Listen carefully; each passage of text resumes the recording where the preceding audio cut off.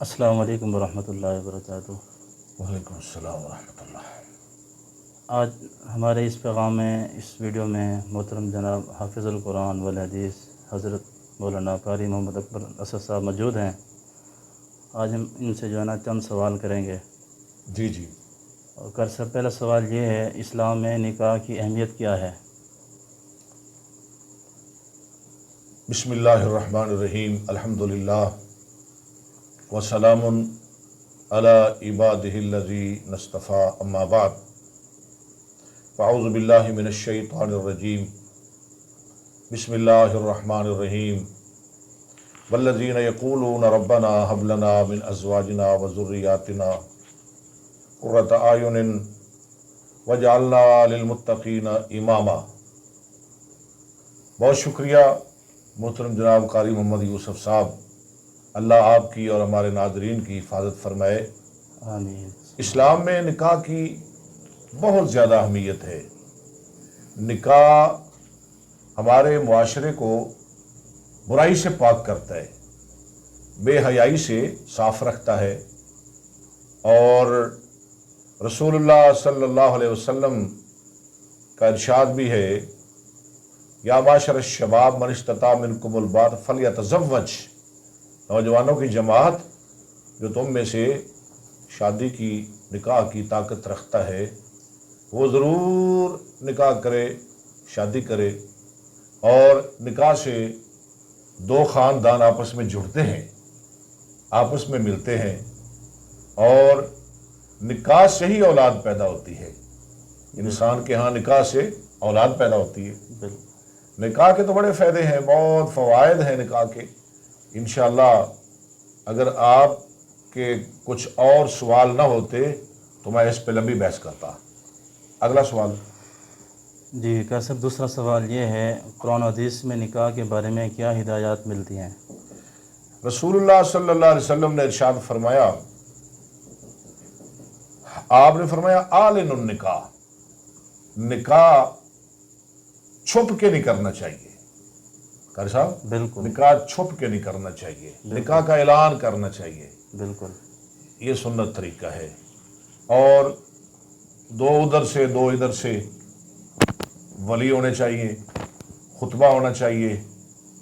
اور رسول اللہ صلی اللہ علیہ وسلم کا ایک فرمان مجھے یاد آ رہا ہے، اذا خطب الیکم من ترضون دینہ وخلقہ، جب تمہیں ایسا آدمی مگنی کا پیغام دے جو دیندار بھی ہے، بااخلاق بھی ہے، آپ نے فرمایا فزوجوہ، اسے رشتہ دے دو، اس کے ساتھ شادی کر دو۔ اگر تم نے ایسا نہ کیا، الا تفعلوہ تکن فتنہ، زمین میں بہت بڑا فتنہ ہوگا اور بہت لمبا چوڑا فساد ہوگا۔ کیا بات ہے، کیا بات ہے، بالکل۔ جی صاحب، تیسرا سوال یہ ہے، آج کے دور میں بچوں اور بچوں کی شادیاں کیوں تاخیر کا شکار ہوتی ہیں؟ برادری کا جو بت ہے نا قاری صاحب، ہم اس کی پوجا کرتے ہیں، وہ نہیں ہم توڑ رہے۔ ہم نے رشتہ برادری میں کرنا ہے، ہم نے رشتہ اپنوں میں کرنا ہے، بیگانوں میں نہیں کرنا۔ اور اچھا گھر چاہیے، لڑکے کی یا لڑکی کی اچھی جاب ہو، اچھا کاروبار ہو، اچھا بنگلہ ہو، تو ایسے کرتے کرتے رشتے تاخیر کا شکار ہو جاتے ہیں۔ بالکل۔ جی جی صاحب، سوال نمبر 4 یہ ہے، کیا والدین کی زیادہ دنیاوی مطالبات اور جہیز کی رسم شادی میں رکاوٹ بنتی ہے؟ بالکل، آج کل تو یہ رکاوٹ ہے قاری صاحب، جی برادری، اور جو جیسے میں نے پہلے کہا ہے، بہترین کار، بہترین جہیز۔ ہم نے گاڑی لینی ہے لڑکی والوں کی طرف سے، پتہ نہیں ان کے گھر روٹی بھی پکتی ہے یا نہیں، ان کا کیا حال ہے بیچاروں کا۔ ہاں جی، ان کے لیے، ان کے پاس پہننے کے لیے لباس بھی ہے کہ نہیں، کھانے کے لیے روٹی بھی ہے کہ نہیں۔ ہمیں گاڑی چاہیے، ہمیں موٹر سائیکل چاہیے، یہ بہت بڑی رکاوٹ ہے۔ بالکل صحیح کہہ رہے ہیں، بالکل۔ جی صاحب، سوال نمبر 5 یہ ہے، نکاح میں تاخیر کرنے کے نوجوانوں اور معاشرے پر کیا نقصانات ہوتے ہیں؟ برائی پھیلتی ہے، برائی کو عروج ملتا ہے، تاخیر نہیں ہونی چاہیے۔ بالکل۔ جی سوال نمبر 6 یہ ہے، اگر کوئی مالی طور پر کمزور ہو تو قرآن و سنت اس کے لیے کیا رہنمائی دیتا ہے؟ بہت زیادہ رہنمائی دیتا ہے۔ رسول اللہ صلی اللہ علیہ وسلم نے ارشاد فرمایا کہ 3 قسم کے لوگ ہیں جن کی مدد اللہ پر بہت ضروری ہے۔ لے لیں قرآن و حدیث سے رہنمائی اور اس پہ عمل کریں، اللہ کرے ہمارے ناظرین بھی عمل کریں۔ انشاءاللہ ہم دیکھتے رہتے ہیں، جہیز بنائیں گے، بچے کا سامان بنائیں گے، بچی کا فرنیچر بنائیں گے، دیکھتے رہتے ہیں کیا ہوگا، روٹی کیسے دیں گے، ہاں جی، یہ سوچتے رہتے ہیں۔ اللہ پر ہمارا توکل کوئی نہیں۔ بالکل مجھے ایک حدیث میں آپ کو سنا کے پھر آگے چلتا ہوں۔ جی رسول اللہ صلی اللہ علیہ وسلم نے ارشاد فرمایا 3 قسم کے لوگ ہیں، ان کی مدد اللہ پر حق ہے، اللہ پر ضروری ہے۔ ان میں سے ایک الناکح الذی یرید العفاف، وہ نکاح کرنے والا جو پاک دامنی چاہتا ہے، برائی سے بچنا چاہتا ہے، اس لیے نکاح کر رہا ہے کہ میں گناہ سے بچ جاؤں۔ اس کی مدد خدا پر ضروری ہے، اللہ اس کی ضرور مدد کرتے ہیں۔ جی اگلا سوال یہ ہے، سوال نمبر 7، جی سادہ اور سنت کے مطابق نکاح کرنے کے کیا فائدے ہیں؟ رسول اللہ صلی اللہ علیہ وسلم، میں انشاءاللہ آپ کے ہر سوال پر حدیث سناؤں گا۔ انشاءاللہ کیا بات۔ فائدے، ماں جی عائشہ صدیقہ طیبہ طاہرہ رضی اللہ عنہا فرماتی ہیں کہ رسول اللہ صلی اللہ علیہ وسلم نے ارشاد فرمایا ان اعظم النکاح برکتاً ایسرہ معونتاً، وہ نکاح زیادہ برکت والا ہے، سب سے برکت والا وہ نکاح ہے جس میں خرچے کم ہوں، جس میں خرچے کم ہو۔ آپ کا سوال حل ہو گیا؟ جی جزاک اللہ۔ جی آگے چلیں۔ جی سوال نمبر 8 یہ ہے، اگر والدین شادی میں تاخیر کر رہے ہیں تو اولاد کو کیا رویہ اختیار کرنا چاہیے؟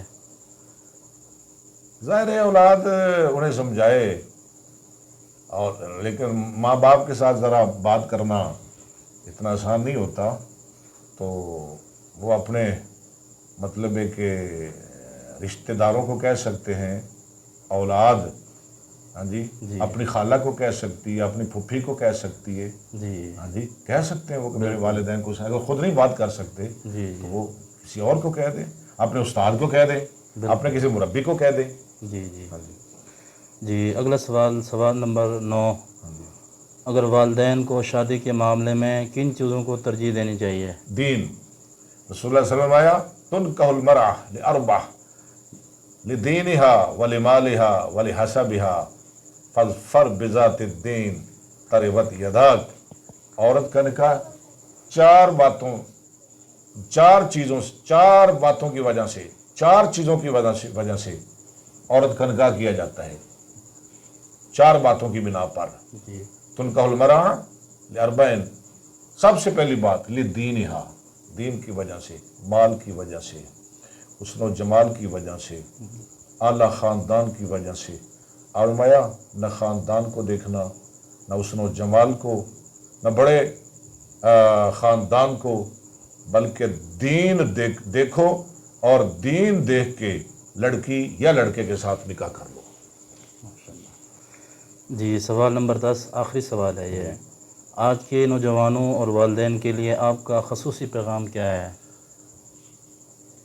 جیسے حق ہیں نا جی ماں باپ کے اولاد پر، اولاد کے بھی حقوق ہیں۔ ماں باپ کو چاہیے، والدین کو چاہیے، میں نے وہ تو پہلے کہہ دیا کہ ماں باپ کے تو حق ہیں ہی، اس میں تو کوئی شک نہیں، اولاد کے بھی حق ہیں۔ بالکل والدین کو چاہیے کہ اچھی تربیت دے اولاد کو، بالکل اچھی تعلیم دے، جی اچھی خوراک کا ان کے لیے بندوبست کرے، اور اچھی سوسائٹی دے، اور اچھا ماحول ان کے لیے مہیا کرے، اور پھر اچھے رشتے کا بھی بندوبست کرے، بالکل اور جلدی کرے، جلدی ہونا چاہیے، اچھے رشتے کا انتظام ہونا چاہیے اور جلدی ہونا چاہیے۔ میں آخر پہ، آپ کے سوال تو ختم ہو گیا نا، جی جی ایک میں آپ کو بہت ضروری وظیفہ، جی ہمارے والدین کچھ پریشان رہتے ہیں رشتوں کی وجہ سے، دیکھیے اس میں والدین کی سستی بھی ہے، پڑھاتے رہتے ہیں، بٹھاتے رہتے ہیں، ہاں جی، تعلیم ضروری ہے، میں نے تو پہلے کہا تربیت ضروری ہے، لیکن اتنی تعلیم نہ دیں کہ وہ پڑھتے پڑھتے پڑھتے بوڑھے ہو جائیں، جی بالکل، ایسے نہیں ہونا چاہیے۔ تعلیم ضروری ہے، والدین کو چاہیے اولاد کو اچھی تعلیم دے، اچھی تربیت کرے، تو رشتے لیٹ نہیں ہونے چاہیے۔ تو کچھ رشتے لیٹ ہو جاتے ہیں تو والدین بڑے پھر پریشانی کا شکار ہو جاتے ہیں، پریشانی میں مبتلا ہو جاتے ہیں۔ اس کا حل بھی ہے قرآن و حدیث میں۔ ہمارے ایک بہت بڑے عالم، بلکہ شہنشاہ خطابت، فن خطابت کے امام، ان کا بڑا نام ہے علماء اہل سنت میں، سید عطا اللہ شاہ صاحب بخاری، آپ نے نام سنا ہے نا؟ جی جی بالکل، رحمۃ اللہ علیہ، وہ دیوبند کے بہت بڑے عالم تھے۔ جی بالکل، ان کا ایک وظیفہ مجھے پہنچا حافظ صاحب کے توسط سے۔ حافظ صاحب، حافظ عبدالرزاق صاحب، وہ نبینے استاد تھے میرے، اور ان کے پاس میں نے پورے قرآن کی گرامر پڑھی، صرف نحو پڑھی، صحیح مسلم پڑھی، بخاری پڑھی، بے شمار کتابیں میں نے حافظ صاحب کے پاس پڑھی۔ تو حافظ صاحب کے توسط سے مجھے ایک وظیفہ ملا، یعنی حافظ صاحب نے ہی بتایا، خود انہوں نے بتایا حافظ صاحب نے، کہ سید عطا اللہ شاہ بخاری رحمۃ اللہ علیہ، ان کے پاس جب لوگ آتے نا، بچوں کے رشتے نہیں ہوتے، بیٹیوں کے رشتے نہیں ہوتے، پتہ نہیں کسی نے باندھ دیا ہے، آج کل یہ بات بڑی عام ہے، باندھ دیا ہے، پیروں کے پاس جاتے ہیں، بالکل صحیح، وہ جو جیلی ہیں فراڈیے، ان کے پاس جاتے ہیں، وہ پیسے بٹورتے ہیں، کیا کرنا ہے ان بیچاروں نے، ہاں جی، وہ کھول دیتے ہیں رشتے، کچھ بھی نہیں، وہ اور پریشان کرتے ہیں، پیسے بٹورتے ہیں، اور بڑے بڑے شکوک و شبہات میں ڈالتے ہیں، ہاں جی، اس کی خالہ نے باندھ دی ہے، اس کے تائے نے باندھ دی ہے، وہ جو گوانڈی آپ کا، اور وہ جو محلے دار ہے، وہ جو فلانا، وہ آج سے سال پہلے جس کے ساتھ آپ کا جھگڑا ہوا تھا اس نے باندھ دیا ہے، ایسی اس بات ہے۔ تو فراڈیوں کے پاس جاتے ہیں۔ تو شاہ جی فرمایا کرتے تھے کہ کوئی نہیں باندھتا، کچھ بھی نہیں ہوتا، یہ لیٹ ہو جاتے ہیں والدین کی سستی کی وجہ سے، تو اس کا بہترین حل ہے، بچے کو چاہیے یا بچی، اگر وہ نہیں تو پھر ماں باپ پڑھے۔ سورہ فرقان میں ایک آیت ہے، ربنا والذین یقولون ربنا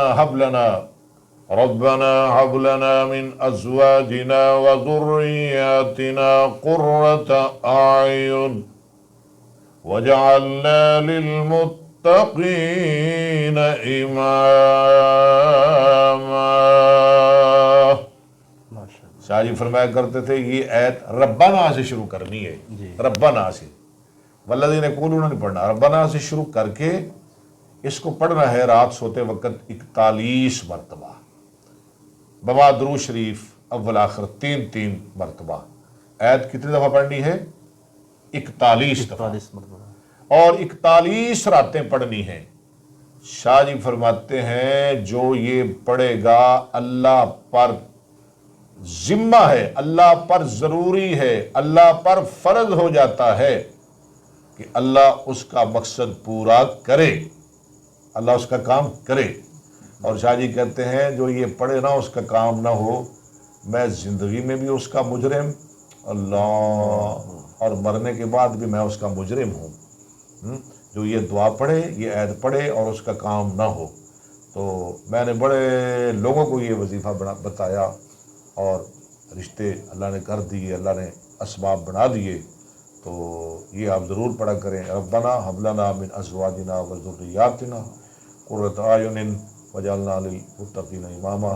تو میں آپ سے اجازت چاہتا ہوں، اور آپ ناظرین سے بھی اگر کوئی کمی کوتاہی ہو گئی ہے تو مجھے معاف کر دینا۔ بہت بہت شکریہ، والسلام علیکم ورحمۃ اللہ۔